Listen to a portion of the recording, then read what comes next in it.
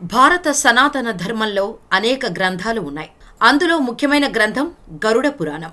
ఈ గరుడ పురాణంలో ఒక వ్యక్తి చనిపోయినప్పుడు తాము చేసిన పనులను బట్టి ఎలాంటి శిక్షలు అనుభవిస్తారో వివరించబడింది.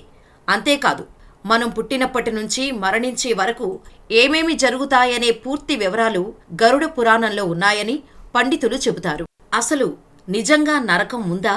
ఉంటే నిజంగా నరకంలో మనుషులను హింసిస్తారా అని చాలామందికి డౌట్ వస్తుంది. కొంతమంది ఎవరి కర్మలకు వారే బాధ్యులు, ఈ జన్మలో చేసిన పాపాల కర్మ ఈ జన్మలోనే ఏదో ఒక రకంగా అనుభవిస్తారు అని చెబుతారు. మరికొందరు కాదు కాదు, ఈ జన్మలో తప్పు చేస్తే మరొక జన్మలో ఆ కర్మ అనుభవిస్తారు అని, గత జన్మలో చేసిన పాపాల కారణంగానే ఈ జన్మలో బాధలు పడతామని చెబుతారు. అసలు మనిషి చనిపోయిన తర్వాత ఆత్మ ఏమవుతుంది? తప్పు చేస్తే నిజంగా నరకానికి వెళ్తారా? అక్కడ ఎటువంటి తప్పులకు ఎటువంటి శిక్షలు వేస్తారో అనేది ఈ వీడియోలో తెలుసుకుందాం. నరకం మానవుడు భయపడే లోకం. ఇక్కడికి పోతే ఎవరు చేసిన కర్మలను బట్టి వారికి రకరకాల శిక్షలు యముడు విధిస్తాడని నమ్ముతారు. కర్మ సిద్ధాంతం నమ్మేవారంతా నరకం గురించి భయపడుతూనే ఉంటారు. అందుకే ప్రాణాలతో ఉన్నప్పుడే మనిషి మంచి మార్గంలో నడుస్తూ మంచి పనులు చేయాలంటారు. భూలోకంలో మనుషులు సుఖాల కోసం అనేక దుర్మార్గమైన పనులు చేస్తుంటారు కొందరు. ఇటువంటి పనుల ఫలితంగానే మనిషికి చావు తర్వాత భోగదేహం వస్తుందని పురాణాలు చెబుతున్నాయి. పురాణాల ప్రకారం భోగదేహం 2 రకాలు. మొదటిది సూక్ష్మదేహం, రెండోది యాతనాదేహం.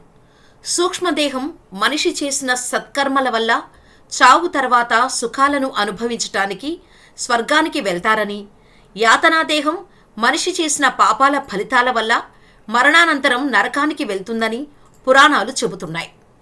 సనాతన హిందూ ధర్మంలో గరుడ పురాణానికి చాలా ప్రాశస్త్యం ఉంది. దీనికి మహాపురాణ్ అని పేరు. ఈ గ్రంథం ప్రజలు చెడు పనులను విడిచిపెట్టి మంచి జీవితాన్ని గడపాలని సూచిస్తుంది. గరుడ పురాణంలో ఏ పాపాలు చేస్తే ఏ శిక్షలు అనుభవించాల్సి వస్తుందో చెబుతుంది. పురాణాల ప్రకారం నరకంలో మొత్తం 28 రకాల శిక్షలు ఉన్నాయని చెబుతారు. వాటిలో కొన్నిటిని గురించి ఇప్పుడు తెలుసుకుందాం. ఇతరుల డబ్బు దొంగలించటం, పరస్త్రీపై వ్యామోహం, ఇతరుల బిడ్డలను కిడ్నాప్ చేయటం వంటి వారికి తామిశ్ర నరకం వర్తిస్తుందట. దీని ప్రకారం చీకటిలో వేసి కర్రలతో బాదుతారట. మోసంతో డబ్బు, స్త్రీలను పొందేవారిని అంధాతామిశ్ర నరకం ద్వారా హింసిస్తారట. అంటే కళ్ళు కనిపించని ప్రదేశంలో నరికేసి చెట్టులా పడి ఉంటారట. ఇతరుల కుటుంబాలను చంపేసి తన కుటుంబాన్ని పోషించుకునే వ్యక్తులు రౌరవం ద్వారా శిక్షించబడతారట. నరకంలో రౌరవులు అనే జంతువులతో హింసిస్తారట.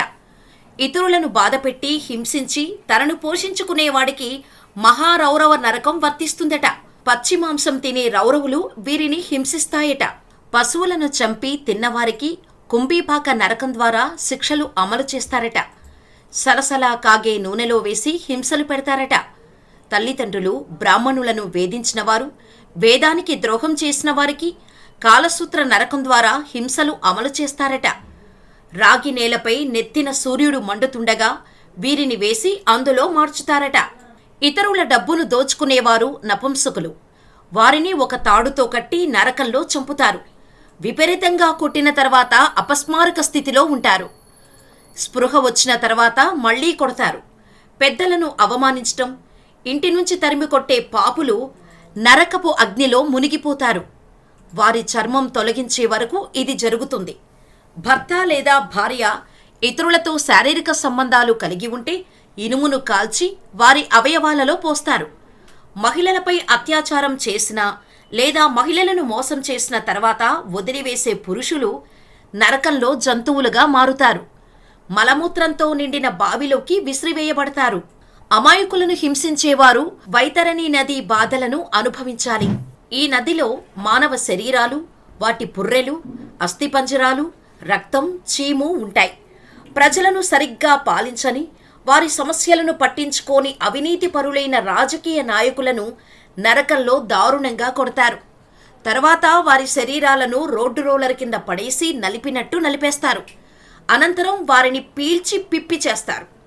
ప్రజాధనం, వస్తువులను దోపిడీ చేసేవారిని నరకంలో యమభటులు తాళ్లతో కట్టేసి రక్తం వచ్చేట్టు కొడతారు. కింద పడిపోయే వరకు కొట్టడం ఆపరు. జంతువులను హింసించేవారికి, చంపేవారికి కూడా నరకంలో శిక్షలు పడతాయట. జంతువులను వారు చంపే రీతిలోనే నరకంలోనూ పాపులను యమభటులు అలాగే శిక్షిస్తారట. ఆడా మగ ఎవరైనా ఒకరినొకరు లైంగికంగా వేధిస్తే అలాంటి వారి జననావయవాలను నరకంలో కత్తిరిస్తారట.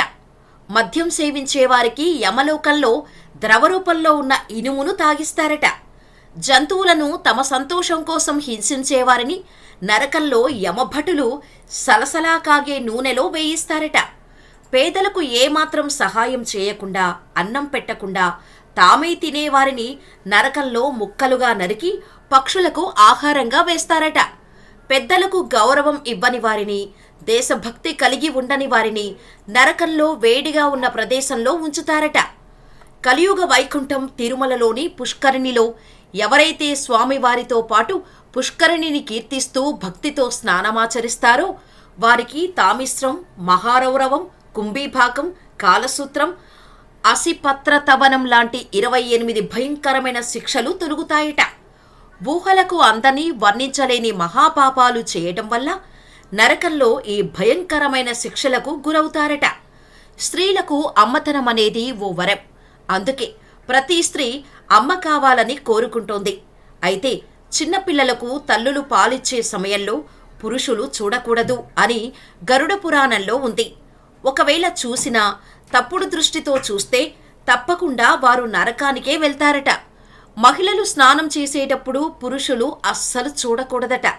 అలా చూసిన వ్యక్తికి పాపాలు చుట్టుకొని అతను తన జీవితంలో చేయాలనుకున్న పుణ్యకార్యాలన్నీ నాశనమవుతాయట. అంతేకాకుండా నరకంలో తీవ్రమైన హింసలు అనుభవించాల్సి వస్తుందని గరుడ పురాణంలో ఉందట. సనాతన ధర్మంలో 18 మహాపురాణాలు ఉన్నాయి. అందులో మొత్తం 19,000 శ్లోకాలు ఉన్నాయి. వీటిల్లో దాదాపు 7,000 శ్లోకాలు మానవ జీవితానికి సంబంధించినవి. వీటిల్లో స్వరం, నరకం, రహస్యం, విధానం, మతం, ఇతర విషయాల గురించి ప్రస్తావించబడింది. ఎవరైనా చనిపోయినప్పుడు ఈ గరుడ పురాణాన్ని పఠించడం ద్వారా వారి ఆత్మకు మోక్షం లభిస్తుందని చాలామంది నమ్ముతారు.